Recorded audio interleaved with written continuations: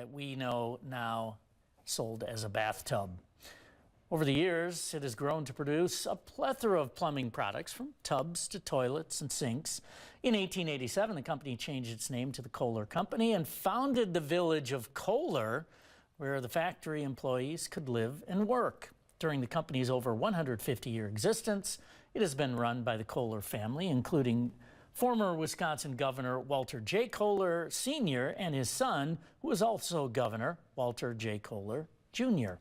That's this day in history for December 3rd.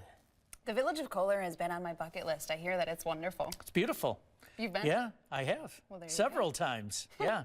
Well, the American Club's there. If you got a little extra cash laying around, you can hang out at the American Club. Oh, okay. It might take a little more than a little extra cash to hang out there, though. Well, a big thank you to the Kohler family because, you know, plumbing makes the world go round. I love a good bath. I've got some of their products in my house. Thanks, Charlie.